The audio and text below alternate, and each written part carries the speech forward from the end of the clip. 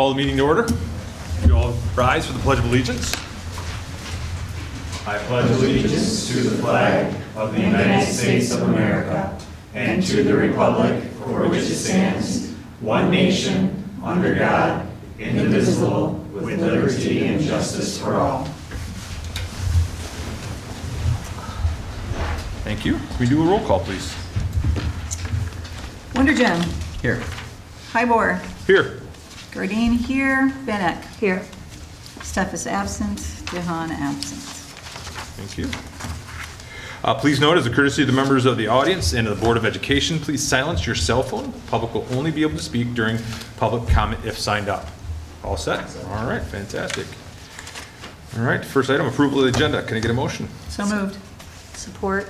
All those in favor? Yes. Yes. Opposed? Motion carries. Number 2, consent action agenda. The board meeting minutes, going to get approval. So moved. Support. All those in favor? Yes. Yes. Opposed? All right. Regular action agenda, 3A, the delinquent tax waivers for the city of Grandville. As recommended, the Board of Education approve the waiver and consent forms for the city of it says City of Walker, to strike the 2019 and prior delinquent personal property taxes. Do I have the wrong one? No, you're okay. Forms for the City of Walker to strike the 2019 and prior delinquent personal property taxes from the tax rolls. Can I get a motion? So moved. Support. Yeah, just to clarify, this is actually the City of Grandville, not the City of Walker. We did the City of Walker last board meeting. They had an earlier date for their delinquent approvals than the City of Grandville. So looking for your approval to strike $1,462.90 in personal property taxes that have been uncollectible by the city of between years 2019 and previous.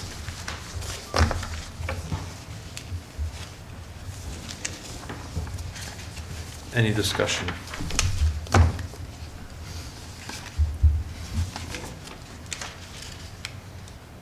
All right, pretty normal item. All right, do we need to make a motion to correct that, or just, you can just make a pencil it in? Yeah, just, Okay. she's clarified it. We'll so note it in the minutes. In the minutes, Yeah. okay.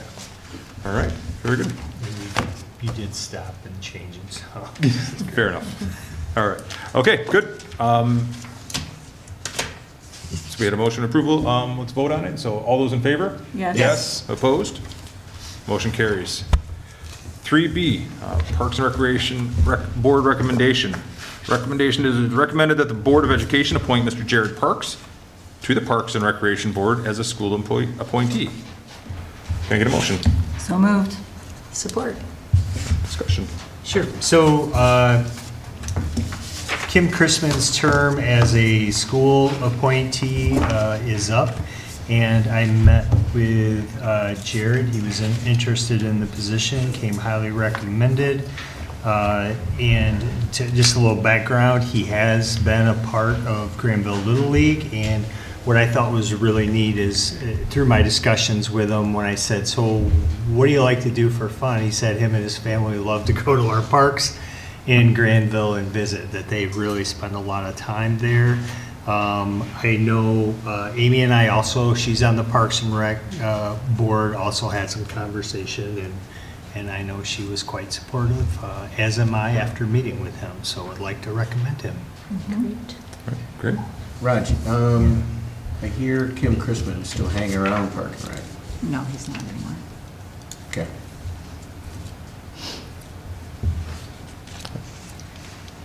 Any other discussion? No? Nope. That's it. All right.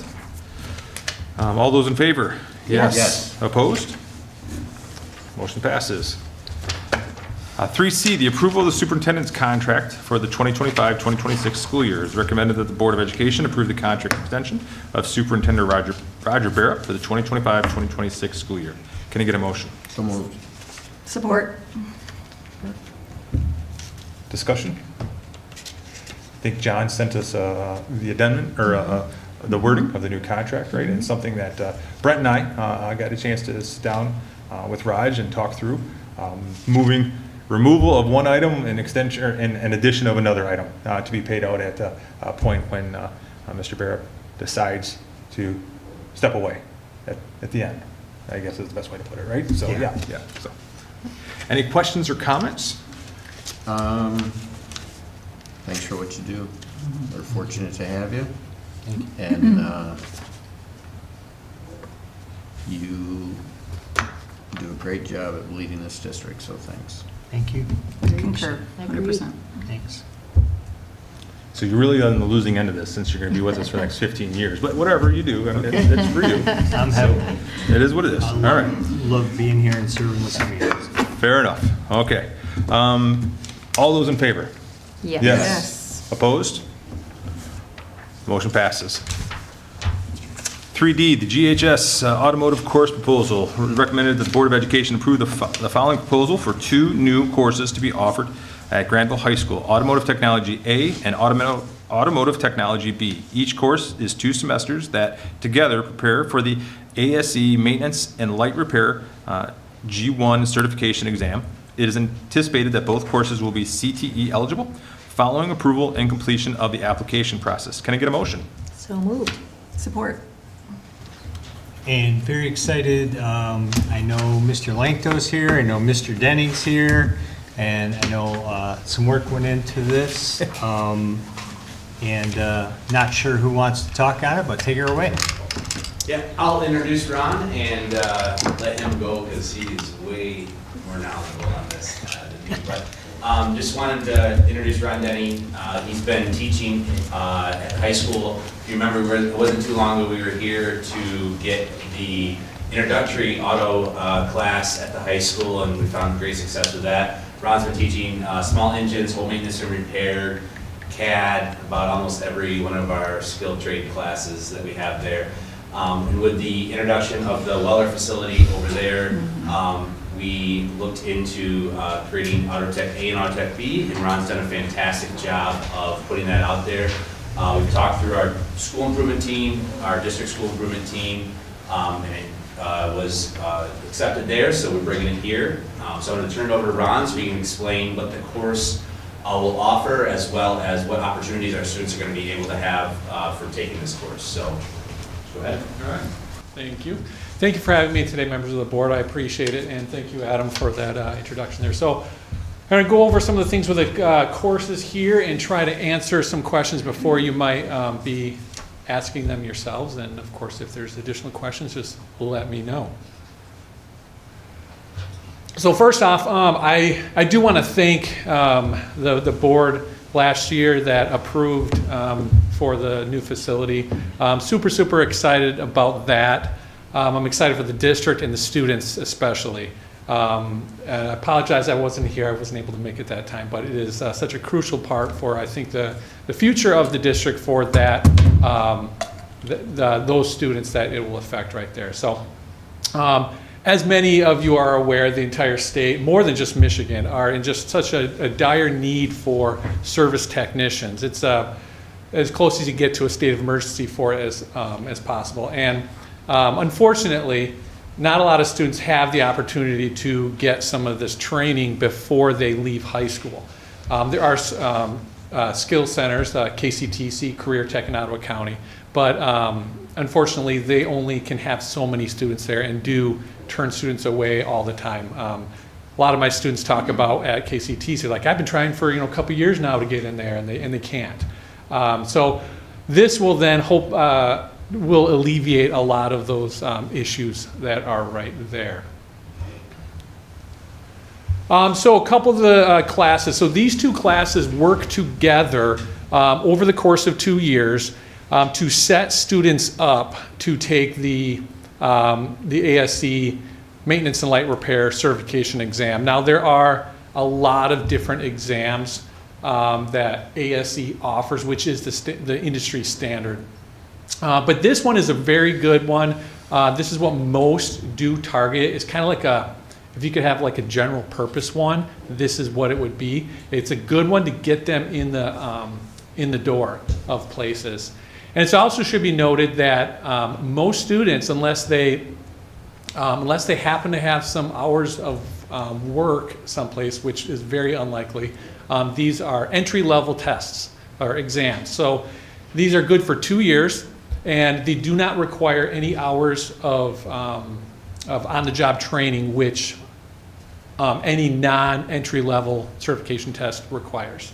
So it gets them certified, and then they graduate, and then they have those 2 years to get the hours that are required to get your general certification exam. So these 2 courses right there, I'm not going to read those, but those cover everything that those courses and that those exam covers. But what's nice about this too, they get enough in some of these that if they wanted to dig a little deeper, they could start taking some of those other exams as well.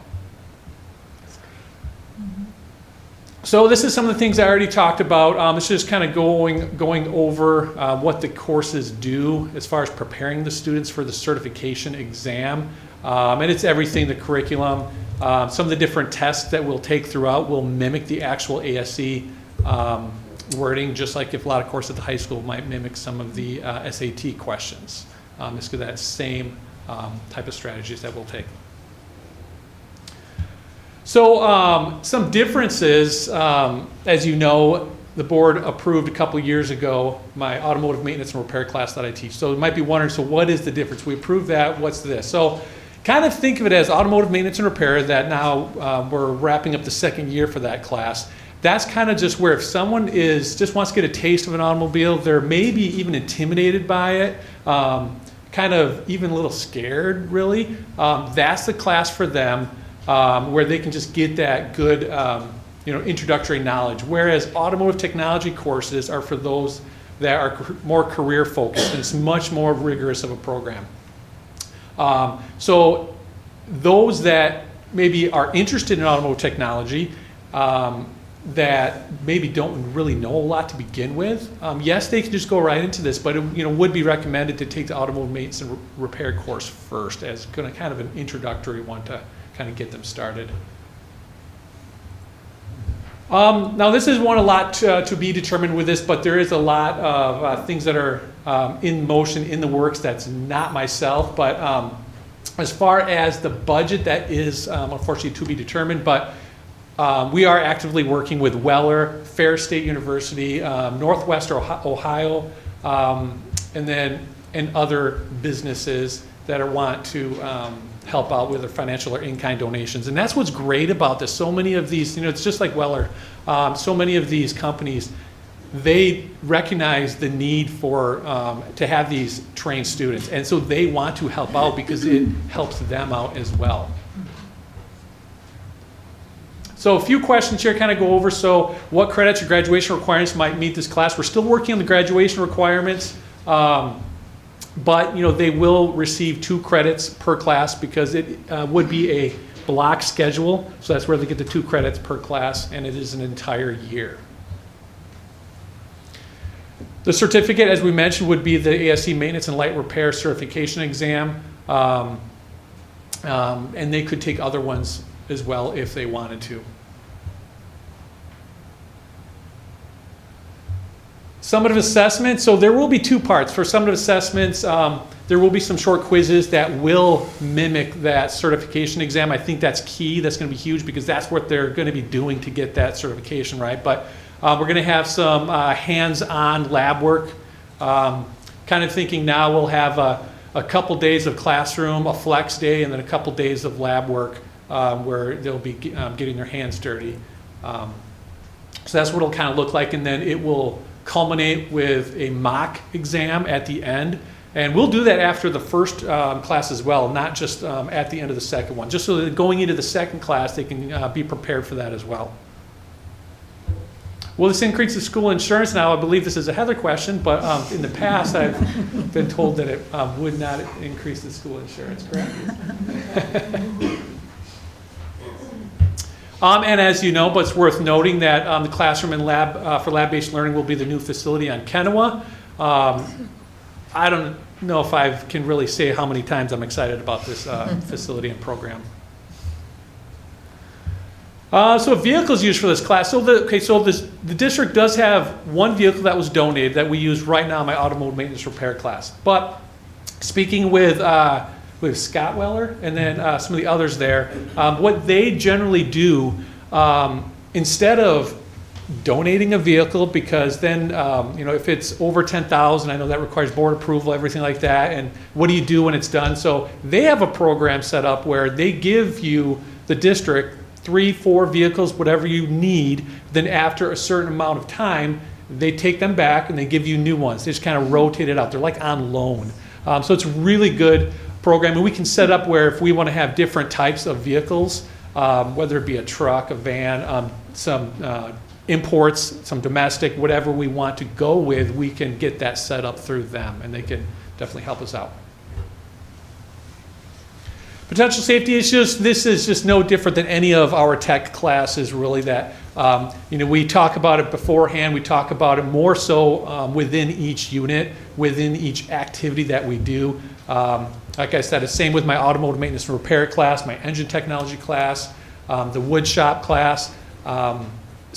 Of course, safety is the top priority and discussed throughout, and it'll be no different. Student transportation, the district will be providing transportation to the new facility and back to the high school. And due to some parking constraints, it will be highly discouraged for students to drive over there, from what I understand too. Who will be eligible to take this class? Right now, it's been discussed to target 11th and 12th grade students, and of course that could change in the future, but students that are in need of any accommodations will also be encouraged to take the class if they would like. No prerequisite, and as I mentioned prior, if they really feel like they know nothing but they really want to enter this career field, then they'd be encouraged to take the automotive maintenance and repair class, get a really good base foundation of knowledge before taking this class. Any questions you might think of that myself or anyone else can answer for you? I've got a few. How many students currently are now taking the auto and maintenance repair? We have 4 sections throughout the course of the year, with about 25 to 28 students in each section. How many do you think is going to go into this? That's a really good question that we've talked about, because some of it kind of depends on KCTC as well, but what were the number that we were? We were looking at it, and right now we currently have right around 30-ish in the auto program at KCTC. And the hope would be, like the teacher academy program that we run, we can have those kids stay here back from KCTC and take the runs. So this is compatible with, or how comparable is this to KCTC's program? So setting up, that's a good question. Setting up the curriculum for the class, it's mirroring both KCTC and Career Tech Line as far as what they cover.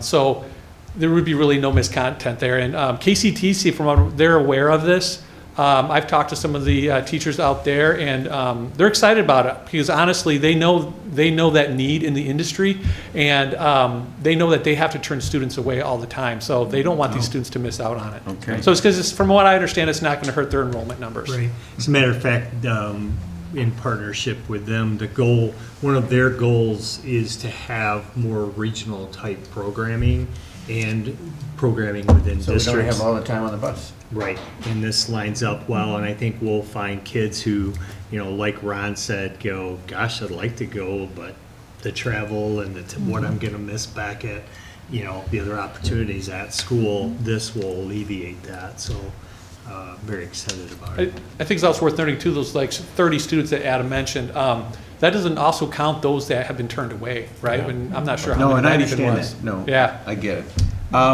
So for both the A and the B, right? You've got the G1 certification. So when they're done with the first year, do they take the G1, and there's different segments of the G1 that they would take? I mean, they can take whenever they want, but it's going to be encouraged to wait until you take the 2 classes, just because it's in their absolute best interest. These exams are tough. They're really tough. So they're going to need both classes in their entirety. And so if that's the case, when you've got this preparing, that's where you're going to do some refresher in A? Yes. Yep. Got So that's why I'm going to take those practice exams. Is there anything tied to diesel technology? diesel Not engines? currently. That's kind of its own kind of big Yeah. task. But that's what, I mean, we'd love to do that There's a eventually, huge right? need. Yeah. What's, Right. it is, it absolutely is. Right next door are some amazing buses. with these- Sort of where I'm Yeah, going to, and you that's know? part of the plan. We hope eventually to expand that out, yes. Okay. Ron, do you have like an exit plan? Let's say, for example, the student goes through the first year of this program and you are finding that that's not a good fit for that student, and you have a number of students who want in. How are you going to balance some of that in terms of trying to ease that student out if it's not working out for him or her, and get other students in that might be a better fit? Yeah, well, I think that that's something where it's something I could have a discussion with, Adam and the counselors and everything, and ultimately up to them, right? But definitely want to do whatever we can to help out the student, whether it's the student that's having trouble or the student that wants to get into the program. We would have a discussion, like any class, like whether it's any other class, and, why their struggles, see if we can figure that out. And, as other students look in there, there's other opportunities to grow sections and things like that to make opportunities if need be. So we'll look at those. If you think the popularity, because I can see where this could become a very popular program to pursue by a lot of students, do you think you might reconsider prerequisites? If that is Possibly, the yeah, case? because it also brings up where it's kind of tough because you kind of want to, it's a combination of you want to ease the students into the curriculum without making it too difficult right away, but you also have to prepare them for that test, and that exam is really tough, so that's just, that's where I come in, right, where I'm going to have to really do what I can to help out those students and to make sure they are ready for that exam, no matter where they might happen to fall, as far as, they might be someone who might struggle in a lot of classes or not, but as we all know, there's a lot of students who maybe they struggle in some of your standard classes, but this stuff, they just kind of really thrive. Yeah. Is there a cost to the exam, and does the district pick it up? There is a cost, and as far as who's picking it up, I don't know if that's been decided yet, but it's been talked as if the students would, but there are some other dollars I know that it's been talked about to try and alleviate that. Go Sorry, ahead. there are some CTE Yeah. dollars likely available for that. Okay. And we have our student assistance fund as well, through the senior survivor piece, that we always help students out who are not able to do that. So if there's a student who does a great job and wants to take that test, can't afford it, we take care of that, no problem. So And how I'm does- working on getting my CTE specific certification there, so that will help with some Oh, state nice. funds too, so yeah. Very nice. That's what's also in the works. How does this feed into GRCC's more extended ASC program? Yeah, so I mean, they can get additional, more training to help them with that next certification test. So, if they want, they could go right into industry. They could do a combination of the two. They could also go up to Ferris and get a lot more education, more in depth. So, it's just a lot of options for them with. Okay. Cool. Thank you very much. So a couple of items here for you, right? You mentioned, the equipment. Do you still have some equipment needs that you're looking for, right? And is that something that's published anywhere? And I give you an example, right? And the company I work for, we actually own Miller Welding, and Miller Welding has got some really cool equipment for learning, which is like a I don't know what you want to call it, right? But it's got a screen in front of you. You put the welder's helmet on, and you can learn how to weld. Yep. Right. Without actually having a digital. Exactly. Yeah. Right. Visuals are it's great. Yeah, it's pretty cool, right? So Yeah. if there's equipment out there that you need, Yeah. how do we get that published to see if anyone's got those connections to help? So that's some internal discussions we've been having already, Okay. and I know there's still a lot to decide because there's other things that haven't been decided, like if I'm teaching there, what about my existing classes? Right. I mean, do those tools go over, but don't we need those there? Yeah, So right. it's, Yeah, Still we working through are- some of that. We meet with the Weller Foundation, I think in another week and a half or so, again, update there, and they have a lot of connections. Okay, perfect. We'll work with people, Yeah. and different local people if they're interested in helping us out. I mean, I could see somebody, as an example, sponsoring the tool crib and other various machines if they donate, as an example, you know, a piece for that, you know, we can have a nameplate or something on there donated by, you know. And we've got a handful of local dealerships that I know are Yes. always, I mean, you got Sarah right next door, right? And they're very philanthropic with their, you know, they're getting scholarships or even doing a scholarship of that sort. So I think there's plenty of opportunities out there. And I think the periphery of companies as well, right? One of my struggles a few years back when I worked with the Ionia State Prison, working on their, you know, work release programs, was everybody that was taking classes there, they were trying to get them to come to the factory and work second or third shift. They'd be like, why would I do that when I can go to Bell Tire and make $20 an hour and have a normal life Right. on first shift, right? So I mean, I guess my point being is, right, it's, you know, like if you can get them through the class, even if they don't pass the test, they still can get into a decent start. Yeah. You know, like I said, at a Bell Tire or something like that. So I'm sure Absolutely. there's opportunities to do externships in the summer, or internships in the summer for some of our students. I mean, I think there's a lot of cool things that can come of this for our I kids. think we just gotta get it started Yeah. and see where it grows, and I think that, I mean, like we've seen with some of our other, I mean, robotics would be an example of that, right? Like, once you start those things, and then there's opportunities that come along with that. Yeah, absolutely. That was one of my questions for, you were talking about internships and externships, and do you foresee some of these, also some of the local businesses working specifically with students for hours for work, and then they can have pay and while they're in high school and all Yeah. of this stuff, kind of just, I just think about how much you're setting up these students for success. It's, Yeah, so Really we cool. have started the work-based learning conversation Okay. with the ISD, specifically at Pathways High School, Yeah. to learn about what that looks like Yeah. from a standpoint, and you know, there's a lot more flexibility over at Pathways and things like that. And then when we get that built up and things like that, you know, you need someone overseeing the work-based learning opportunity, because it is Yeah. intensive of going out there and looking at the job sites and making sure those things are. So we want to start small, build out, and then bring that to the high school. But this class like this and some of our other classes that we'll talk about here during the counseling thing, create those opportunities for those business and relationships where we can get out there and have our students take some of those, you know, get back to those work-based learning opportunities. You know, we used to call it like co-op and things like that, right?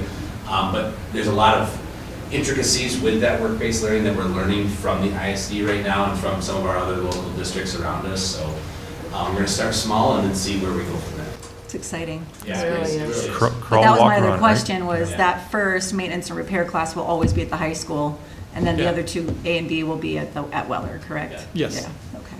What I did want to know is where's the class that identifies that sound?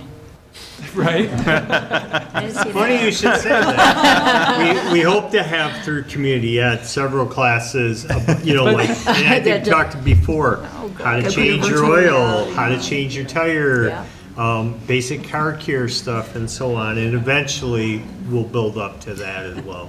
But that's true, though. It's like, you know, if they're a service technician working at a place, that you're going to have a customer that's going to describe it, and they're going to make that sound, you know?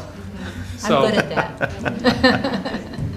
Could totally Ron. partner Awesome. with This like is little old grandmas wonderful. that come Thank you. in. That'd be so Good stuff. Nice job. Yeah. great job. thank you. Thank you very much. All right. Okay. So we are going to, just looking to see if there's a dollar value or anything on this one. There is not. All those in favor? Yes. Yes. Yes. Opposed? All right. Motion passes. Congratulations. Good luck. I look forward to hearing updates on it. Exciting stuff.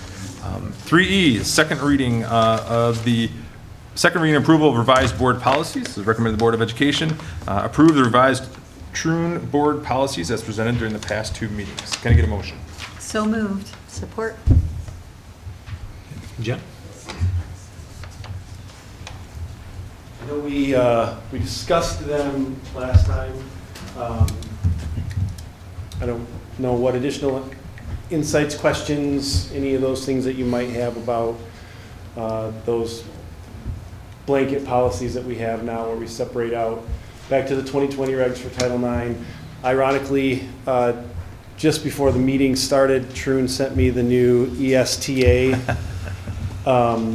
policy, so I'll need to bring that back for a couple of readings, because since we last met, that has changed a bit. But again, they got that turned around, within a week, and we weren't often getting that with the other service provider that we had, so. Any questions that you might have? I do, Jeff. Yeah. So I have an ask. It's for me and for this gentleman as well. Yeah, Going forward, can you just give me a printed copy? sure, It's easier for me. I'm taking notes. I got you. I'm an old school guy. Understood. I like to make markup.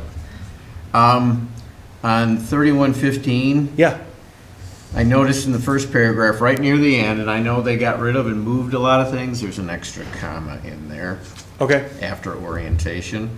On 3115G, are we just removing that? Because everything was a strike through.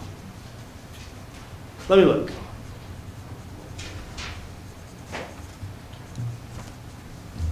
I could have swore everything was a strike through on that. Yeah, changed it to intentionally left blank. Yeah. Yeah, yep. So that one ends up getting changed to intentionally left blank, because it moves out of that space and into a different part of the policy under 3118. Okay, so we're just going to keep it for record. Correct. For the most Yep, part. Okay. yep. It'll show up in the table of contents as intentionally left blank, but it's a placeholder. All right, so now this is why I've got to go off memory, which, Yeah. okay, I'm old, but 5202, at the end of the first paragraph, is determined to, kind of confused me. Can you read that last paragraph, or that first paragraph for me real quick, so that I can remember what that is determined to is referring to?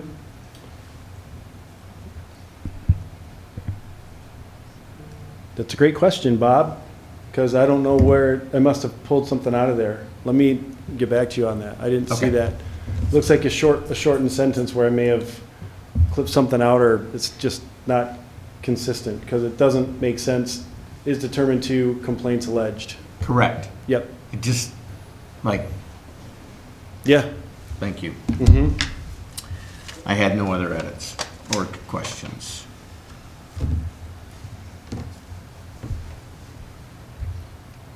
Just out of curiosity, what are they recommending with the STA? Any changes? I mean, I didn't read what they Okay. put out recently.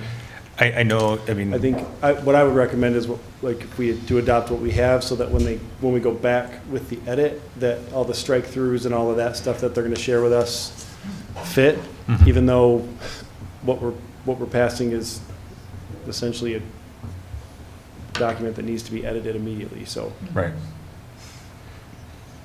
I know our legal representation has told us that with 32 hours, or I'm sorry, the 72 hours, Mhm. can be used in your overall vacation policy, right? Yep, Those yep. hours can be used to count towards that 72 if you give them the same flexibility. Yeah, so- Where I know there's been a lot of freaking out about it's an additional 72 hours that's added, it's not. Oh, yeah, no, Yeah. you're absolutely right. Okay. And the 72 hours is the maximum. Yes. So for anyone who works less than a 40-hour work week, it's 1 hour per every 30 hours worked, up to whatever that may look like for you in a year. And that can be a combination of personal leave, sick leave. It really boils down to what reason are they giving you to being Right. off. So they can use vacation, they can use the other pieces. What we give under sick leave is already in excess of a 1-to-30 ratio. So our intent is to hold to sick leave on that 1-to-30 ratio for their use. And if we get to an abuse point, we'll address it at that point. But really, the abuse doesn't happen until you get beyond that 1-to-30 ratio for a year. How do they calculate the total hours worked? Again, I'm sorry, inside pool here, but how do they get to the total hours worked during a year for a teacher? They, as I understand it, they simply count from January 1 until December 30, the actual, like, the number of hours that you work. And so if you work we have some employees that only work 2 hours a week. Yeah. So they'll take those and they would multiply that out. But then on a school side of it, it's different, because we don't work every week of the school year. Right. If you're an hourly employee. So like on our side of it, we award that as an average for a week. So if they work 2 hours in a day, and 2 hours in a week, excuse me, their average is like 0.4 hours. So that's what they receive in sick leave. So they're 4 months down the road, 5 months down the road before they get a full day of leave for 2 hours. So you're doing an accrual versus a front loading? We're doing it as accrual instead of a front loading. And Yep. you're basing that on 2,080 hours for a full-time teacher, Yep. or is that, okay, I'm just Yep. curious. All right, good. All right, And once I get an answer on that 5202, I'll shoot that to all of you and let you know what that hanging word is. Thanks, Bob, for finding it. No worries. Thanks, John. all right, any other comments or questions? Thanks, John. All those approve? Or all those in favor? Yes. Yes. All those opposed? Motion passes. All right. Thank you. On to 4A. Go ahead. And if it's okay with you, I am going to flip-flop 4A and 4B, the reports, because I know some of our high school people have some things happening. So you're up. Let's take her away for career and college readiness. All right. I have 3 of our 4 high school counselors, Miss Brittany Stanlin, Lori Koza, and Miss Tracy Bloom here. And I asked them to come and share what the high school's been doing with career college readiness. I've been very pleased and happy and excited about what the work our counseling team has been doing for our students to help bring forth career opportunities, bring forth information and opportunities for them to explore career fields, whether that be if there's a college path or if it's on-the-job training right after high school. So they've done just a fantastic job over these last couple of years, especially coming out of the 2020-21 school year. I challenged them a little bit to say that what can we do to revamp what we're doing, and they've answered that call, and I think it's a great opportunity to see what we've been doing at Grandville High School to allow our students to figure out what's out there so they can go into those career fields. So I'm going to turn it over to them. I'll drive the presentation for them so they can Okay, do that. all So, right. Do I, oh, Yeah, this, talk. this is all new to me. So, hi, Tracy Bloom. I'm going to first talk about Naviance. So, Naviance is a tool that all students use for self-discovery and for career exploration. Naviance is such a cool tool. The students can log on, they can take all of these different assessments that personally I think is a lot of fun to do, where they really get to learn and dive deep about themselves. There's some tools and assessments that they can take where they can take what they're just naturally good at, and then things that they're interested in, and then it will come up with a whole list of different careers that students might want to look more into. What's cool about that is once they get this huge list, then they can literally click on each of those different careers that is recommended based off of how they took the assessment. And they can learn more about that job, right? Like, what kind of training do I need after high school? Do I need to go to college, or is it job training? And then they can even figure out how much money could I make. And if I live in Illinois, I might make more money than if I live in Michigan. So it's really neat and fun tool that students can use. So you can see all that stuff up there, the self-discovery, the career exploration, like I said, military. They can create goals, they can work on resumes and do different surveys. There's another really cool piece that I want to hit on here, which I skipped over, was the college match. So there's this like college super match search that students can use, where they can go in and they can really hone in on like really detailed stuff. Like, this is my GPA, I want to go to a big school, I want to live in Montana, and I want to study this. And it will come up with all of these colleges that they can look into. So it's just a really awesome tool. And then students are able to work on their Naviance while they are in seminar. And in seminar, our students are supposed to be working on their educational development plan. So it all ties together. So Naviance is that piece and that tool that they use where they will then work on those development plans. Like, hey, this is what I learned about myself. This career looks really interesting. Now what do I do with that information? So as counselors, we can work with students about different classes that they can take in high school. But you guys can play around on this as well. I don't want to mess anything up, but if you click, thank you. I am like Bob, and I prefer everything paper and pencil, yes, even though I should know this stuff. But this is so cool. So you guys can kind of play around on this if you would like, but if you, can you go back up? Yep. So we have it broken down really well. So every semester, a freshman is working on stage 1, and then during second semester, they'll be working on stage 2. But you can see that in that stage 1 piece, they're doing that self-discovery, and then stage 2, they're already starting to dig into like career ideas and planning, because we want them to start young, so then we can, you know, build the plan from there moving forward. So that's kind of how, that's like our universal approach that all students will be working on and have access to. So thank you for helping me with this. You're welcome. And I will step aside. Yeah. I think that's it. Yep. Okay. So our biggest events that we host every year are career fairs. We have one in the fall for our seniors, usually around October. This is more of a career exploration for them. We do have some companies that come in and might have jobs available for them after high school. So it can be kind of like a job fair as well. They just really learn how to network with employers and ask important questions. Typically we have between like 30 to 40 employers. We have GRCC there every year in their job training program. Typically for our seniors, we have a voter registration booth for 18 and up, and they can register to vote there.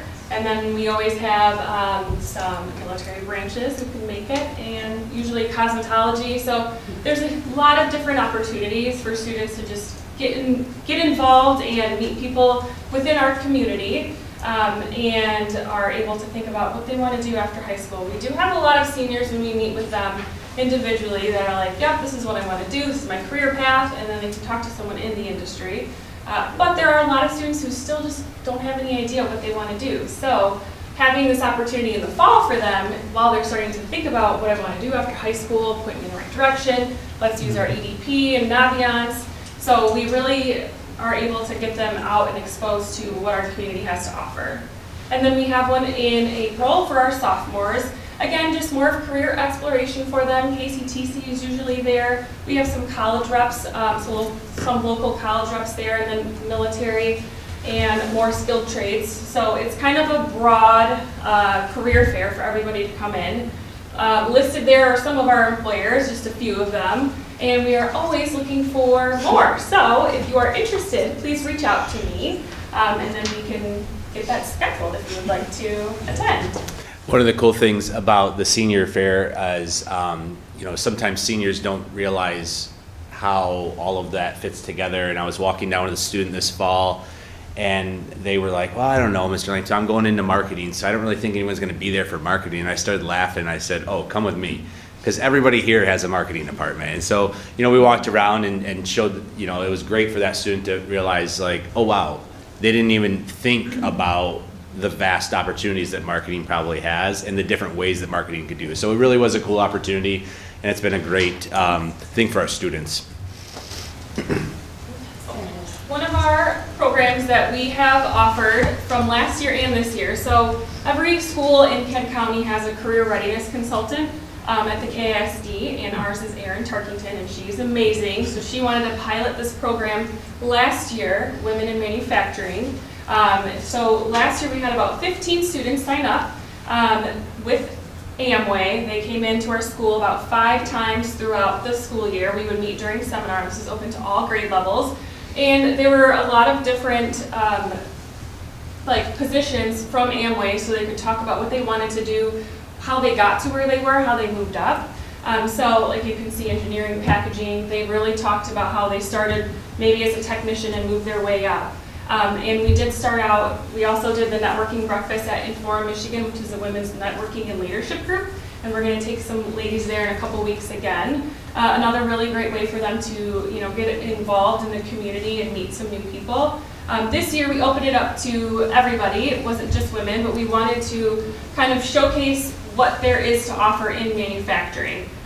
They might have preconceived ideas, and it's really cool to get them out and exposed to everything. And we have a little clip from last year from School News Network.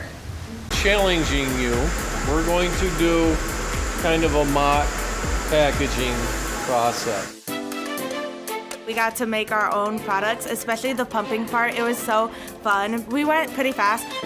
We are pumping our liquid into the bottles, tightening them, putting our sticker on them so we can take them home for later. It was really fun, and we made 8 bottles per minute. So as you can see, they had a blast, and that's how we usually end this whole year project. So we're doing things throughout the year in seminar, and then we end with a field trip, taking everybody to Amway and getting on the floor and seeing what it's like to, produce a product and get it out on shelves and whatnot. So it's really cool. We are very fortunate.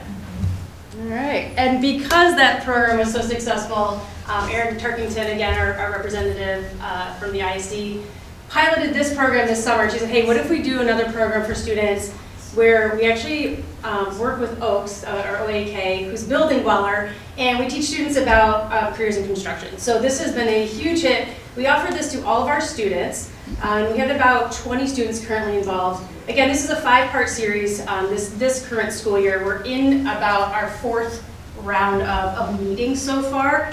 But you guys, this has been incredible, and it's so cool that we're working with a construction site here in Grandville.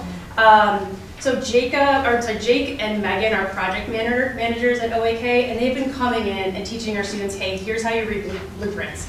This is how you make a bid for a project.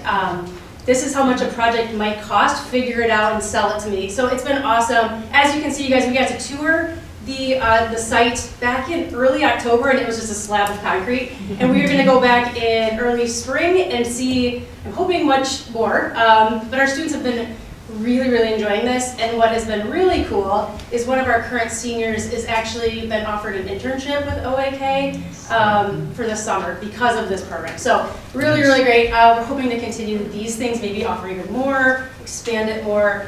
It's really low. Like your students don't have to give up much time to be a part of this, but the gains are huge. That's what we've learned. So a really cool program. You guys, I will let you know when we're visiting again. It's always fun to wear a hard hat, I will say. All right. And then this is actually great that Mr. Denning was here to talk about this. We wanted to touch a little bit about our career and technical education programs that we have or are starting. Again, since COVID, it's been important for us to just bring opportunities more to the high school, especially more hands-on experiences for students and programs that will leave our students with certifications, college credits, at minimum, just the ability to say, hey, I've done this at the high school level and give them a step ahead of other maybe candidates. So currently this year we are offering a Teacher Academy, which is a regional KCTC program at our high school. We have students who are, I will say teaching, but they're able to go to elementary schools every other day and work alongside current Grandville teachers, which is outstanding. Again, Mr. Denning just spoke about our auto tech program that will hopefully be starting next year. And we have been offering an EMT program at the high school now for quite some time, where our students at the end of the year can be certified to go work on ambulances. And I know a lot of our students who are pursuing health careers like this because they can get paid to work as an EMT while they're in medical school or et cetera. So our business teachers are currently being CTE certified so that we can in the future offer college credits for most of our business classes. Right now we do have some articulation agreements with some colleges, but we're hoping to make that a wider scale option for students. And then I feel like this isn't really well known, but we have a really outstanding aeronautics program at our high school for students interested in aviation. They have the choice of pursuing flying drones, or if they want to become like a natural pilot, this prepares them for the careers in both of those fields. And then finally, obviously, we offer KCTC to as many students as we possibly can. There's limited space, so for the students who do get accepted into KCTC, we're so thrilled for them. That also offers opportunities that most students aren't able to pursue. But again, more regional programs would be great at the local level. And then I know I'm talking a lot. I just wanted to touch briefly on our college readiness that we do for all students. Every single one of our seniors has a meeting with a counselor in the fall, and that's really just to help them set up a plan for the year ahead, help them navigate the process of college applications.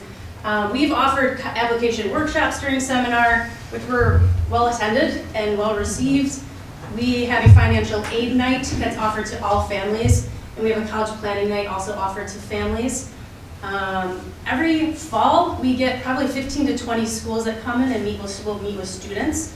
And we always say to students to take advantage of this. It gives them a little bit of a, it gives them an introduction to the rep who represents the college for Grandville, so it's like a good networking system too. We're back to giving college tours post-COVID. So in the past, we've gone to Michigan State, Notre Dame, U of M, GRCC, thank you. Yep, hoping to continue that because there's something about being on a campus. And then we offer quite a lot of college credits. We have 15 AP classes, and our dual enrollment program is thriving. So a dual enrollment essentially allows students to take college classes, mostly through GRCC, but really any Michigan school. So, also in October we celebrate College Application Month. So we try to do a little bit of activity here and there to really celebrate the fact that college applications are probably due at the end of the month. So we try to make that fun. But that's just a quick, maybe not quick, but an overview of what we've been doing at the high school level, hoping just to continue and expand. So thanks you guys for having us. Thank you. Yeah. You know what? I'm just going to say the body language of you three is so relaxed and you're just having a conversation. Well, we've been nervous because we usually listen all day long. You don't show it. You know, it can be intimidating when you're talking to people behind a desk, you know, but Thank you. That's reassuring. you were so relaxed, at least from my so view. I could be on the I don't know if teachers do this all day long. Yeah. Thank you for that. Appreciate it. Thanks. I'd like to also say that 5 of those 6 CTE classes are in-house, which allows students to come to 0 hour to do things Yes. like jazz and early Exactly. swim, and they also allow them to be on campus for sports and clubs and right? Like, you want kids to be in high school and have that high school experience. And you know, I had one of my children did do KCTC, and then like you're gone for so much of it because it's so far. So this is a huge gift just for that actual keeping students getting to be students. I you just know? had a parent at conferences last week say, does my kid go to KCTC or do they opt to stay in school and do like the assemblies and the socializing? And I said, it's a really tough decision. And I get the choice that has to be made. So yeah, you nailed it. It's beautiful. Yep. It's awesome. Yep. So thank you. Yeah. A wide and very rich set of choices. I love Yeah. Yeah. I'm just getting better. Yeah, we have great kids that can do a lot of these things. So it's going. Awesome. Thank you very much, everybody. Appreciate it. Thank you.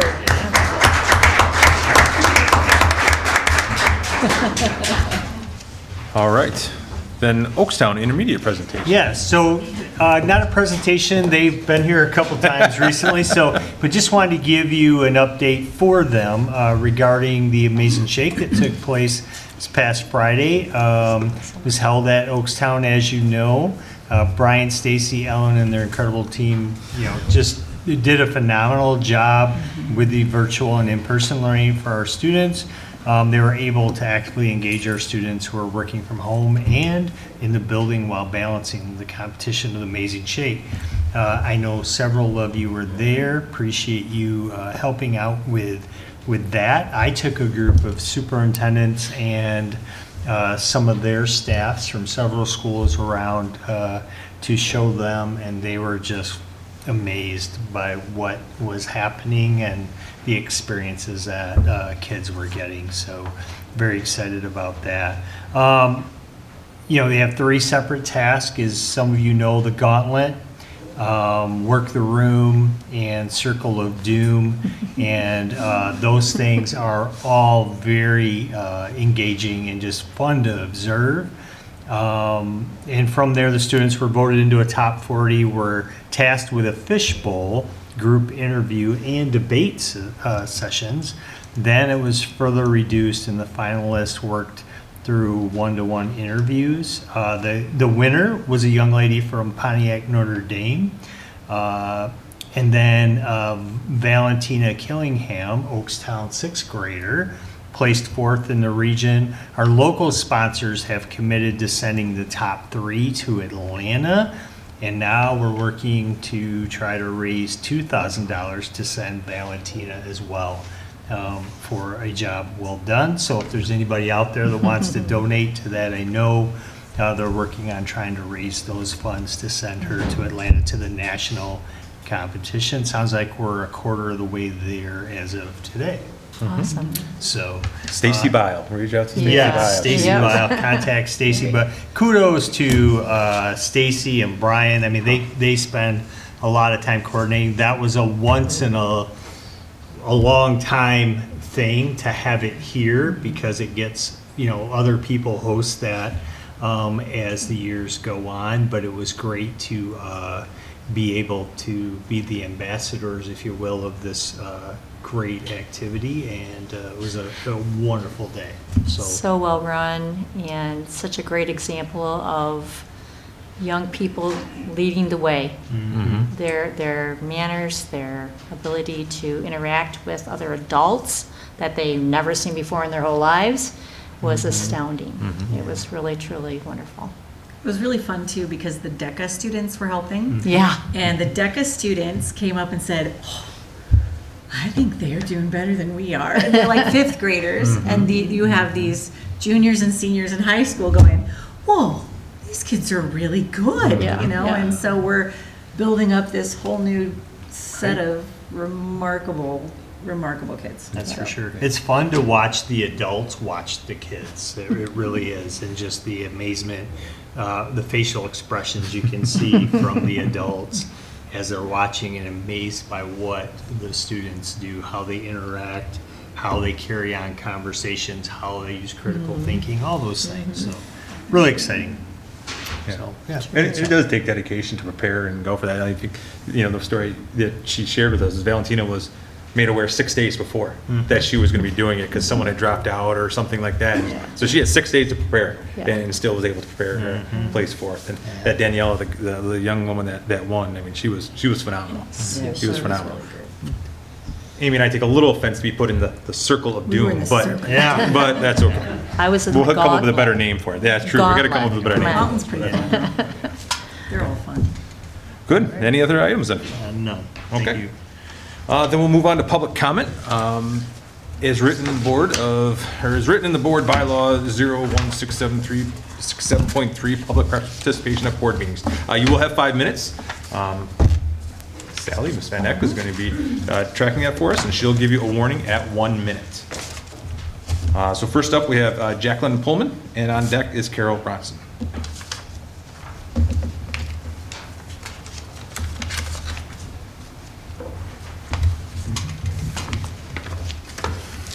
Good evening.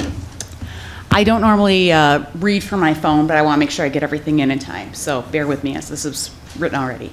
I want to thank the board for the opportunity to speak last week as one of your finalists for the board vacancy, and it was an honor to be chosen as a finalist, and I appreciate given the opportunity.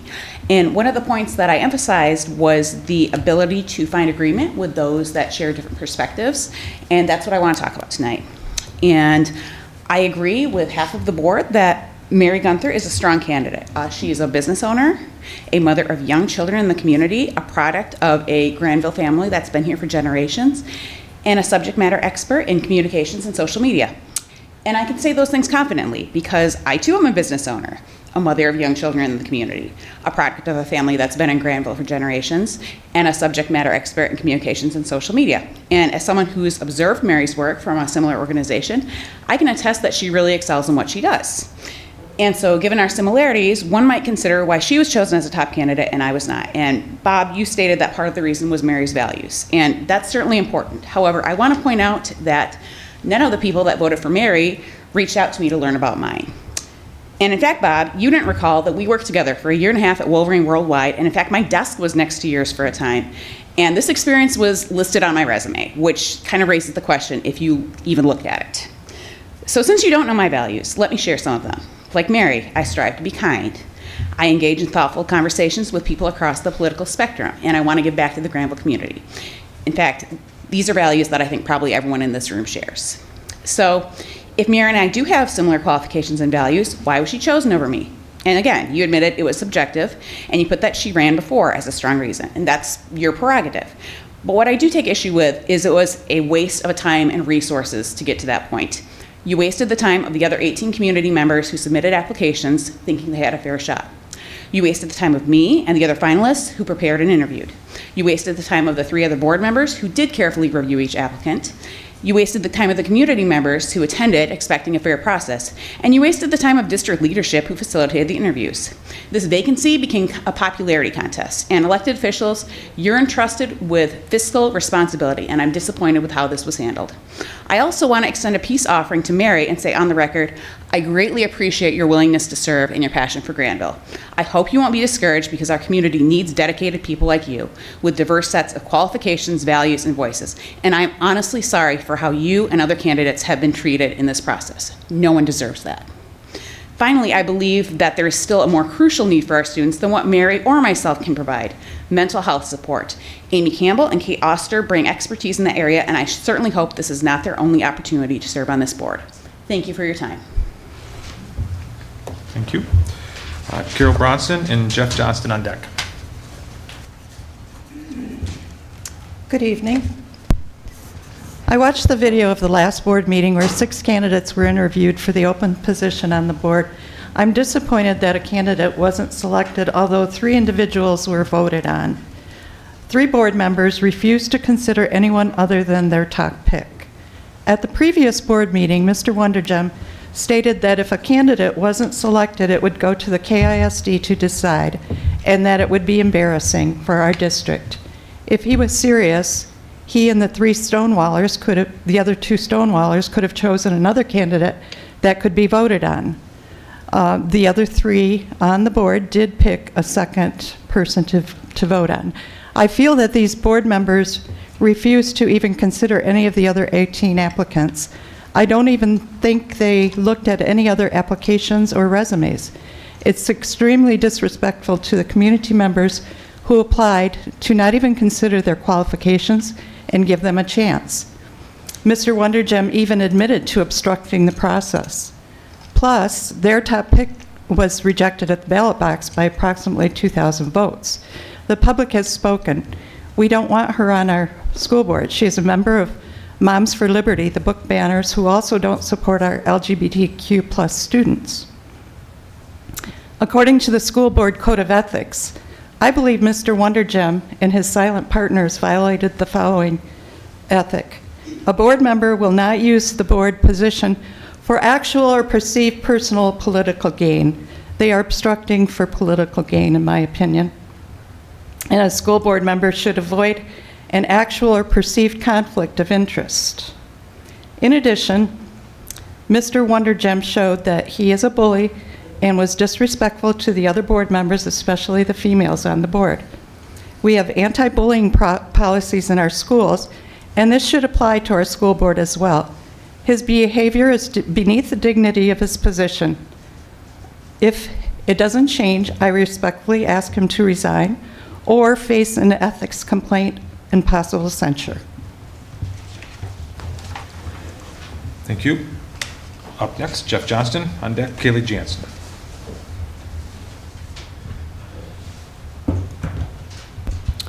Good evening. Members of the board, Grandville parents, friends and neighbors. First, I want to give a hat tip to Bob for his copy editing. I've been a copy editor for years, so I appreciate the way you fly spec the documents. As many of you know, certainly all of you know, I interviewed for the current open board seat. And that process gave me the opportunity to reflect on our school district. What makes it special, what makes it successful, what makes it outstanding, and what it will take to keep us on this trajectory. I keep coming back to the strategic plan and the mission, values, and beliefs that are intended to guide us all. Parents, community members, students, employees, administrators, and board members. Many of these values and beliefs seem to me to speak to the divide on this board and the ways that we might begin to heal. Respect, adhering to the principles of honesty, reliability, accountability, and transparency. Compassion, sharing concern for the well-being of others and their environment through acts of caring generosity, kindness, and service. Diversity, recognizing and valuing diversity in all people, humility, owning wrongdoing, and restoring relationships.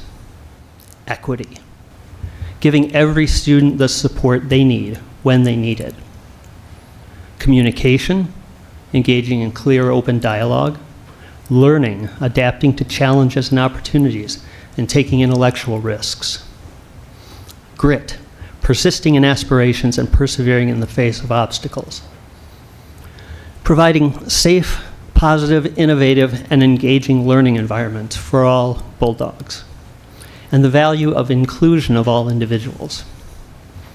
Now, I'm sure we're all aware that the big bugaboos D, E, and I are right there. Diversity, equity, and inclusion, they're all spelled out there.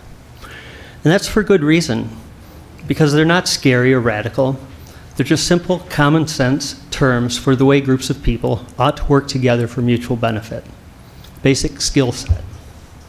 Diversity, we're not all the same, nor should we be, nor should we try to be. Nor should we fear or exclude people who are not like ourselves, or try to force them into molds, or deny them the right to be their authentic selves. Equity. We don't all start from the same place in life. Getting a fair shake and giving a fair shake means understanding that the playing field is not level and providing people the same opportunities for success.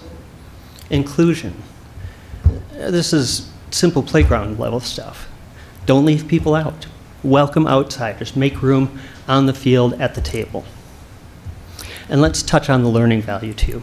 It's not only a value, but the point of our mission statement on the wall there, producing successful lifelong learners. But I think we'd better include ourselves in that, not just our students. The world is not only changing fast, but accelerating. Our children are building a world and culture different from ours as adults, just as we created a world different from that of our parents. If we're not willing to learn about and from the changes happening around us, then what we offer our children and our students will be irrelevant. These Grandville Bulldog values, all of them, should set the bar for participation in our school district. It's not too much to ask of our students, our community, our board members. 1 minute. Because a majority on this board could not agree on a candidate who I believe did affirm these values and beliefs, I understand that the Kent Intermediate School District will now decide who among the 19 candidates or the 6 semifinalists or the 2 finalists will join our board, and I hope they'll choose wisely. But even more so, I hope that this board and the Grandville community will remember that we already have a pretty good guide on how to behave and how to treat each other and how to treat those around us. It's right there on the wall. Thank you. Thank you. Next up, Kaylee Jansen. On deck, Lori Cotto.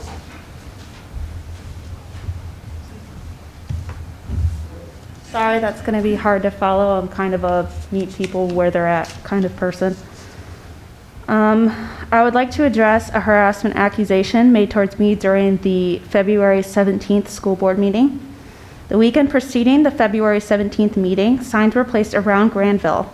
These signs consisted of the following: a sign showing a post that Mary of her own volition interacted with in 2023, a sign explaining the responsibilities of our school board, a sign about Bob Wonderjump and Joe Steffes allegedly leaving town, and a 4th sign explaining that Mary is anti-LGBT, anti-DEI, anti-CRT, and anti-SEL. Mary did not address these claims made on these signs during her February 17th public comment. I want our community to ask itself, why didn't Mary use her public comment time to refute the claims made on those signs? On Friday, I was able to find and document some of these signs by Easton Central Elementary. Mary has not sent me a defamation letter. Mary has not sent a cop to my house. So I think it's fair to assume that Mary knows that these accusations will not hold up in court. There is nothing centrist about running as an Ottawa Impact and Moms for Liberty supported candidate. These 2 organizations are supported by a network that will undoubtedly go down in history as a wave of Christian fascism. Grandville Parents for Education, a group administered by Sarah Ashby, Someone who worked on Mary's campaign is formerly Stand Up Grandville. Stand Up Grandville is associated with Stand Up Michigan, a group started by a man who rallied with 3%ers, militias, and white supremacists during COVID. If you do not endorse the beliefs espoused by these groups, why would you want to be associated with them? Joe isn't here, but Bob and Joe, you knew about the aberrant views expressed in Grandville Parents for Education when you endorsed Mary, and you refused to compromise with your fellow board members because you are solely focused on achieving that 4:3 ratio that will allow you to bully every non-Christian, non-white, and non-heterosexual person in this community. I want you to know that come hell or high water, I will be here to document your behavior. I refuse as someone who isn't completely white, as someone who isn't completely straight, and as someone who isn't completely able-bodied, to stand back and watch people like you damage the community responsible for a majority of my education. As for the rest of you on this board, I understand that many of you are in a really tough spot. I am sorry that you're forced to deal with all of this. But I am also moved by your dedication to our community. The Trump administration recently set up a phone line for the purpose of harassing our schools. I don't know anyone on Kent ISD, but I fully intend to reach out to them and explain some of my concerns that may not be on the forefront of their minds.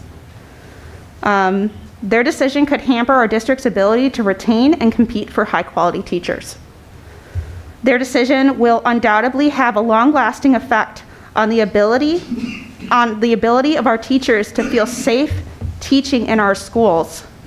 And their decision might drive many families to avoid our district in favor of communities that are more affordable and more accepting. Thank you. Thank you. Lori Cotto, on deck, Ann McCarthy. First, I just want to say that's my child, and I couldn't be more proud of her right now. Before I introduce myself, I would like to express my gratitude to Sally Van Eck, Jason Hybor, and Amy Gardine for conducting yourselves as professionals and for your unwavering devotion to the district. My name is Lori Cotto. I live in the district. I have sat on Kent County Head Start's board and also served as president to the Parent Advisory Board for Head Start. I am the proud mother of 6 adult kids and nana to 12 grandchildren. 4 of my adult kids have graduated from GPS and 2 from Wyoming. I currently have 4 grandkids in this district, including my dad. 3 generations of my family have attended GPS. If I went with Bob's standards, I'd be a shoo-in for a seat. I'd like to address a few issues that I see as a prior public servant. We have several groups trying to interfere and disrupt our board and district. The first is Moms for Liberty. They love to ban books, harass staff, spread misinformation, go after anything LGBTQ, and they try to control our curriculum by filling our public comment sessions with their members. I'm sure there are a few here tonight. A more recent example should be Stephanie Boone, who's destroying Lowell District and costing them taxpayer money.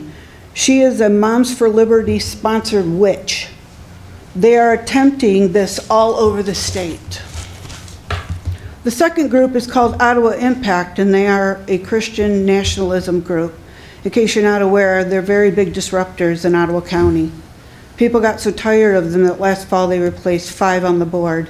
One named Lynn Johnson's had the audacity to apply for the vacant seat on our board after getting pulled into a lawsuit over a Freedom of Information request. The third group, Grandville Parents for Education, is ran by Sarah Jean Ashby, which is unfortunate because they share like-minded views with the other 2 groups. I was once in this group until I realized I do not share these views or values. The topics were appalling. They mocked children wearing tails and ears, post anything that is anti-LGBTQ. They ridiculed a photo of a substitute teacher that they assumed was trans, and the admin of that group posted that photo for ridicule purposes? When did we start villainizing children for self-expression in their growing phases? Please tell me how this has become the norm. By the way, this group endorsed both Bob and Mary as candidates, and Sarah Jean was part of those campaigns. The reason why I mention these groups is because they are trying to fill the vacant seat to push their fascist agendas with the help of Bob Wonderjob. I've heard them refer to him as their board member. Now refresh your memories about what happened on February 27. We all know that that wound up in a tie. We know why it wound up in a tie. It was no surprise that Bob, Joe, and Brent voted the way they did. They are prioritizing securing a majority over the security of our kids. You know what's embarrassing, Bob? You trying to install someone that the public already said no to. Your failure to commit wholeheartedly to our district, putting your beliefs and loyalty ahead of our district. I actively listened to interviews with objectivity, and there were at least 3 more qualified than Mary. One being Amy Campbell, one being Beth Leggett, and Jacqueline Pullman. That being said, Amy Campbell is the most qualified. Her background in mental health, MTTS knowledge, and writing legislation would be an asset to GPS. We deserve the best. School board members should respect their constituents as a whole. So keep political biases and personal agendas out of our district. If you can't, please exit your position. Thank you. Sorry, not sorry. Thank you. Ann McCarthy, up next. Keith Baumgartner on deck.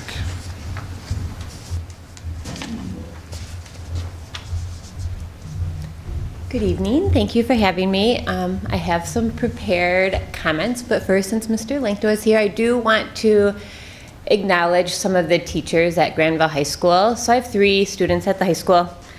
2, I don't have to even pay attention to, they're doing so well. My other child does not put doing well in school, or some days even attending school, high on his daily to-do list. So I was not looking forward to those conferences, but every single teacher acknowledged him as a human being, gave me a path forward with him, and I was just blown away. So kudos to the teachers at Grandville High School for seeing the humanity in my child.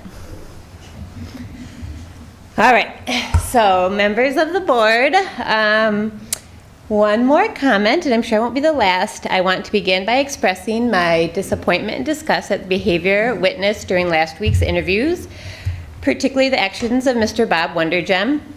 The open admission of deliberately obstructing qualified candidates in favor of an individual who was rejected by voters just 4 months ago is at its best undemocratic. Furthermore, Mr. Wondergem, your condescending treatment of your fellow female board members, your insistence on mansplaining, your justification for obstruction, is not only reprehensible, but should be grounds for a formal reprimand under the board's anti-bullying and harassment policies.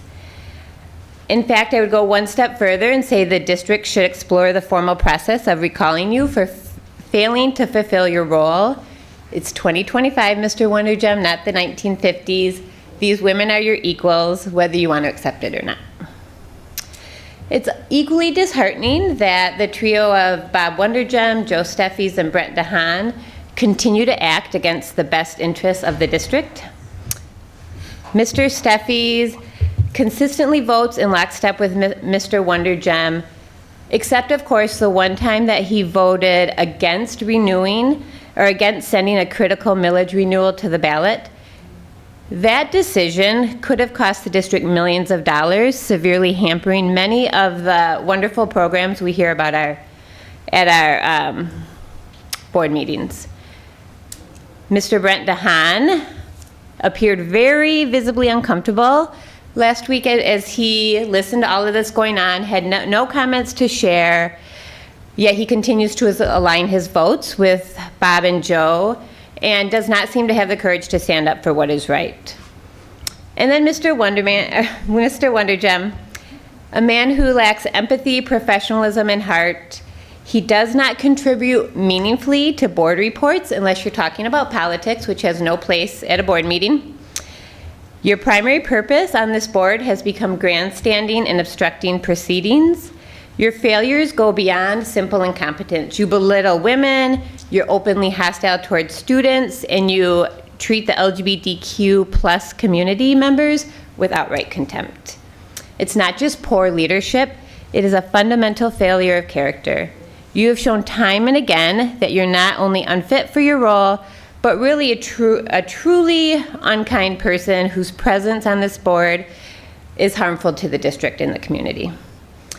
So in short, these three need to either fulfill their duties in support of the district or step aside. Lastly, I would like to take a moment to recognize the resilience and the professionalism of board members Sally Vanek and Amy Gardine. The way Mr. Wondergem has treated you is appalling, and yet you have maintained your composure and called out hypocrisy and double standards when necessary. I commend you for your courage. Jason, thank you for your leadership, your measured responses, and your experience. And Roger, we extend the same gratitude to you. Your professionalism, patience, and guidance in navigating this board's challenges have been invaluable.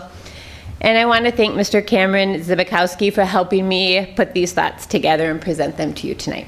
Thank you for your time. Thank you. Up next, Keith Baumgartner. On deck, Pete Hybor.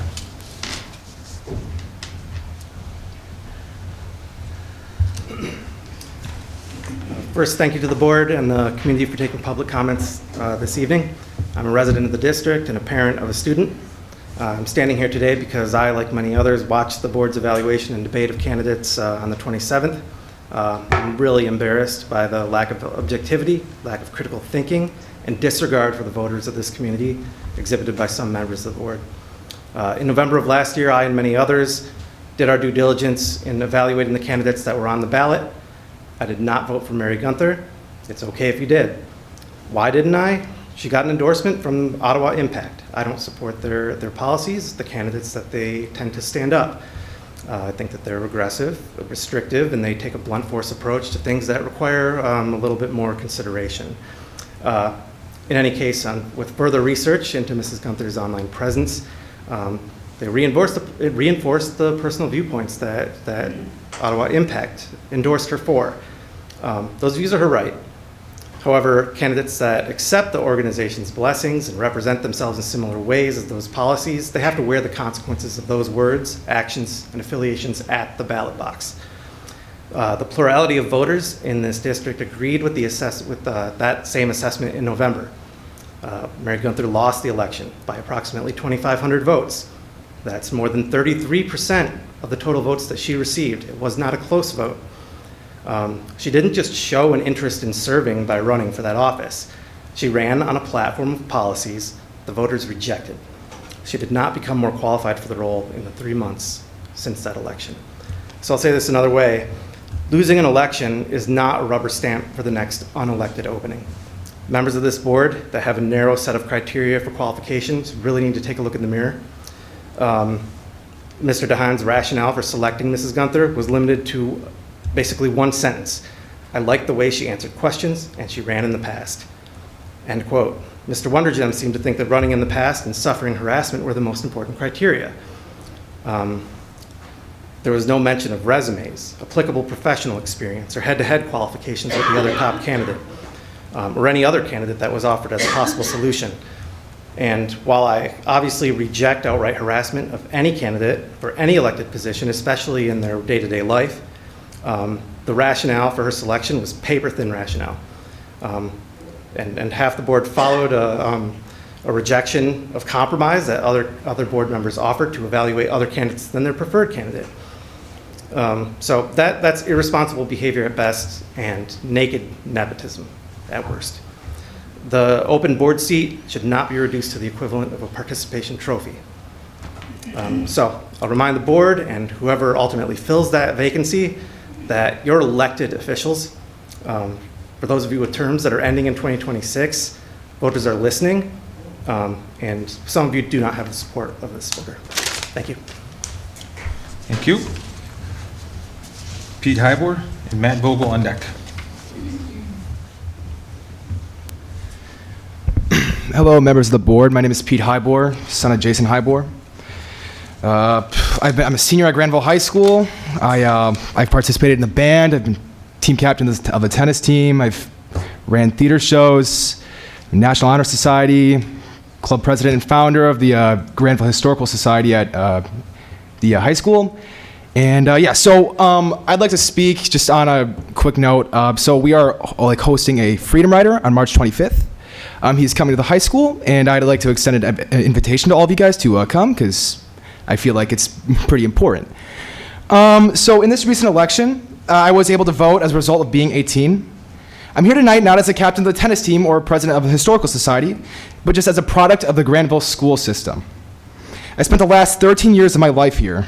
One of the most essential functions of the school system is teaching you how to be a positive member of society. My upbringing in the school system has taught me a plethora about this crucial topic. In school, I learned that being a good person required me to be cooperative, to be able to see others' opinions, and to compromise. I've always enjoyed and always will enjoy working with others, because when you embody those values, it becomes a great quality of life.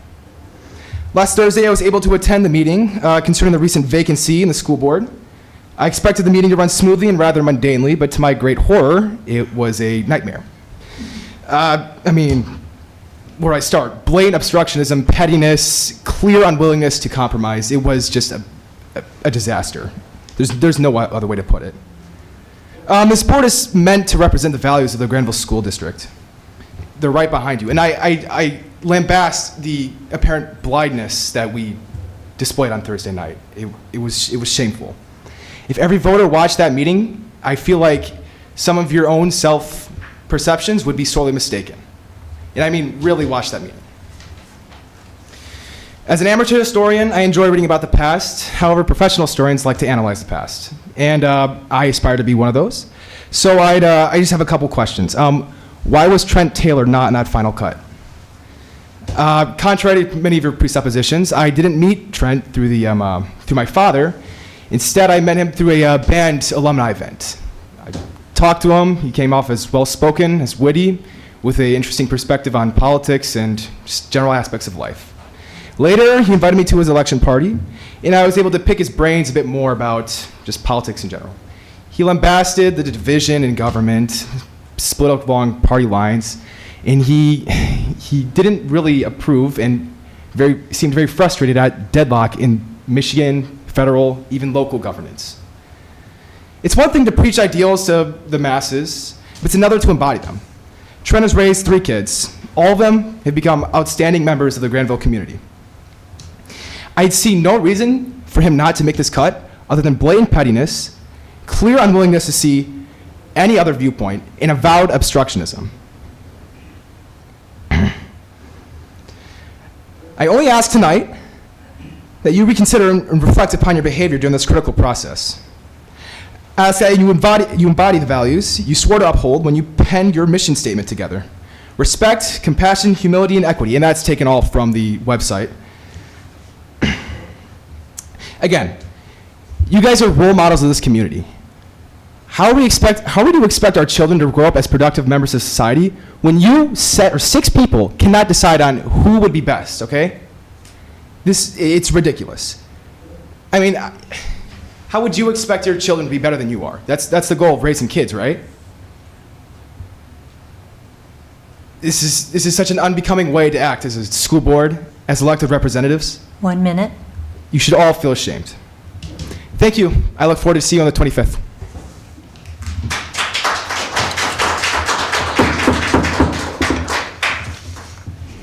Mr. Matt Vogel and Wendy Taylor on deck. You guys are going to like my comments because I don't have any prepared and it's going to be really short. But you guys have all filled me up today. I just love seeing all this engagement and all this concern for our school community and even in this body as well. Bob, I came here with a negative impression of you after watching the recording of the previous board meeting and your obstructionism. But I was encouraged by seeing how you interacted with the speakers, your fellow board members. So I think my conclusion is that you're in it for the right reasons. So I would just ask going forward that you remove the political, keep this an apolitical body, please. I mean, that's what we need for our students. And it's just was painfully apparent that you were more concerned with establishing a voting bloc than you were with choosing the right candidate. So I would just ask, again, that you keep it apolitical. Thank you.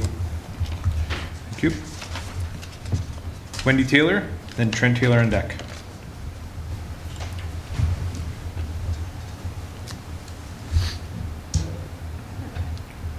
Hi, my name is Wendy Taylor, and I'm here to speak tonight about some recent happenings at the board. After the last meeting, I was extremely disappointed by the behavior of Joe Steffes, Brett DeHaan, and particularly Bob Wondergem. I was in the mood for some light reading, so I decided to look up the policies for Grandville's Board of Education. According to policy 2302-A, a board member's primary concern must be for the educational welfare of students attending the district's schools. Nowhere in there does it state that a board member's primary responsibility is to push a political agenda, as seems to be the case with Mr. Wondergem. The policy also states that board members should focus on governance, not management, taking care to distinguish the board's responsibility to focus on the district's missions, values, and visions. The district's values include caring, respect, compassion, diversity, and equity. The way that Mr. Wondergem belittles, berates, and attempts to intimidate the female board members who have the audacity to question him does not showcase any of these values. When making decisions, board members are instructed to render all decisions based on an objective evaluation of available information. In the last meeting, Mr. Wondergem freely admitted his decisions were subjective and based on feelings. Because of this, several highly qualified candidates were never given the chance to interview because Mr. Wondergem, Mr. Steffes, and Mr. DeHaan ranked them on their subjective feelings rather than an objective evaluation. Finally, board members are instructed to work constructively and collaboratively with other board members. Mr. Steffes, Mr. DeHaan, and Mr. Wondergem had no intentions of working constructively nor collaboratively. As soon as Barb Palmer stepped down, they had their minds made up of who they would support for the open position and refused to even consider other options. With 3 daughters who have graduated from Grandville or will graduate soon from Grandville Public Schools, we've been very happy with the quality of teachers and administrators in this district. However, I'm seriously concerned that the current high level of education will not continue unless changes are made to our board. I hope our district wakes up and starts electing qualified board members who will have a conscience and a compass focused on the best interest of the district. Thank you. Thank you. Trent Taylor and Bob Persky on deck.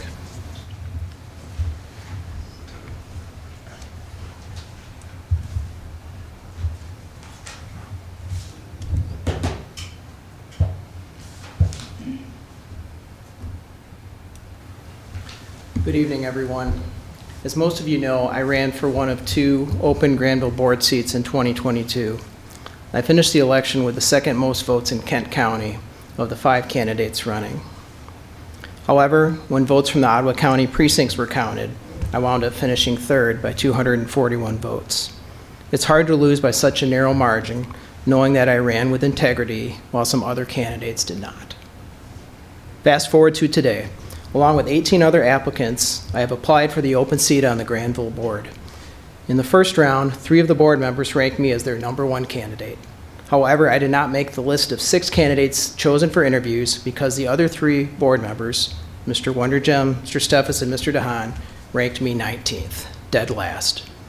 In fairness to the people in the Grandville School District, and in fairness to myself, I would like to read into the record excerpts from the application materials which I provided to the board. I'm a graduate of Grandville High School, Gustavus Adolphus College, and the University of Michigan Law School. I'm a senior partner at Miller Canfield, Michigan's oldest law firm, where I've worked for the last 25 years. I have served as co-leader of the firm's banking group for the last 8 years. I have been ranked as one of the best banking lawyers in Michigan by 3 different publications every year for the past 12 years. Those rankings are the result of years of hard work and an ability to get along with all types of people. I'm a lifelong member of First United Methodist Church, where I serve on the Finance Committee and as co-leader of the Cuba Mission Team. I'm a firm believer in the Methodist motto, open hearts, open minds, and open doors. I am a lifelong Bulldog. My father, Joe Taylor, served 4 terms on the Grandville School Board, which is how he and my mother met their best friends, Harry and Dorothy Weller. My 3 older sisters and I all graduated from GHS. My daughters, Braylon and Erin, graduated from Granville and are now students at the University of Michigan. My daughter, Lane, is a junior at Granville. My wife, Wendy, is a former bilingual ed teacher and now works at Granville Middle School as a paraprofessional for multi-language learners. Wendy and I have had children enrolled in Granville Public Schools for the past 15 years. If elected, I would add both legal and financial expertise to the Granville Board. In my daily work as a transactional attorney, I bring parties together in pursuit of a common goal, closing the deal on mutually acceptable terms. Clients trust me to not only advocate for their position and navigate risk, but to be fair and reasonable to the borrower with whom they desire a long-term relationship. Beyond my own expertise, I have resources highly specialized colleagues in other practices at the firm, such as labor and employment, immigration, election law, and Title IX, all of which are areas where school boards might need guidance in the days ahead. We advise our clients against actions which might lead to litigation. While I live a conservative lifestyle, I don't expect others to do so. I believe in the personal freedom to live one's own life so long as that can be done without hurting or endangering other people. That said, my open-mindedness has its limits. First, I don't tolerate bullies or cheaters. Second, I am very protective of my 3 daughters and strongly inclined to take steps necessary to protect their innocence and the innocence of other children and young adults. I believe that public schools exist for all students. I consider discrimination on any basis to be morally wrong. It is tough to be a kid today, and even tougher to be a kid who is perceived to be different. These kids and all students in the district need and deserve our protection. Again, after reviewing material which I just read to you, board members Wonderjump, Steffes, and DeHaan ranked me as the worst candidate of all applicants. That ranking was inconsistent with Mr. Wonderjump's statement at the February 17 meeting that those who ran for the school board before should be given priority over those who would not run. Apparently, he didn't follow his own advice. When called out for his hypocrisy at last week's meeting, he gave a nonsensical answer, attacked the female members of the board. Mr. Hybor also questioned his objectivity, but he left Mr. Hybor alone. The bylaws of Grandville Public Schools provide that each board member has a fiduciary duty to act in the district's best interests, and that each board member will render all decisions based on an objective evaluation of available information, exercising independent judgment. These 3 board members have completely failed to abide by these bylaw provisions and have consequently breached their fiduciary duties to the district. Reasonable minds can disagree as to whether or not I am the best candidate for this position. However, reasonable minds and persons who have taken an oath to serve the district with objectivity cannot possibly rank me 19th.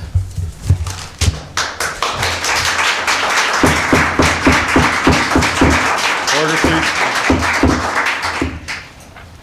Mr. Bob Persky. My name is Bob Persky, and for those that don't know me or don't know me well, I taught 30 years, my last 23 years here in Granville. My wife taught her whole career here, 31 years, French and English. After retiring and trying to figure out what I wanted to do with the rest of my life, I was looking for some community service to do, and I was already serving on the Parks and Rec Board and decided that it might be great to stay involved with the school district in a different way. I decided to run for the school board. Served a 6-year term from 2014 to 2020, and up until now, I had avoided coming to speak publicly, just out of enjoying retirement. But I'm here tonight because I was one of the 19 people who threw my name in the hat, as all of you know. Not so sure the audience would know that, but the reason I did that was for the same reason I ran for school board eventually, and that was because I've always felt that community service is important. And at a time when I know things are pretty polarized, I thought that I would be a pretty perfect candidate to fill that 1.5 or 2 years on the school board with my background as a teacher here in Granville and as a former school board member who served for 6 years. I might also add, in that 6-year time, I didn't put this on my application because I didn't think of it at the time, but I also did 60 hours worth of Michigan School Band and Michigan Association of School Board classes. I took 60 hours of classes because I was serious about wanting to learn more about school board and about all the complicated issues that a school board has to look at when they make decisions. So I guess I'm here tonight just to say that I am incredibly disappointed at the way that this process played out. I find it, and I want to be very delicate about the way I say this because I also watched the 6 interviews and I thought the candidates were excellent.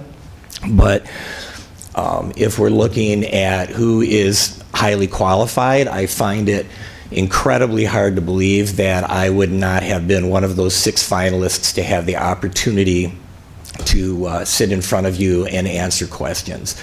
Just find that pretty remarkable. So what I would ask of Roger tonight, this is a bit rhetorical because I know you're not going to respond to me now, but we don't know how this is going to move forward exactly. You probably know more than the community does. We know that KISD will be involved. And I am standing here to ask you to have them consider all 19 applications that were offered to you.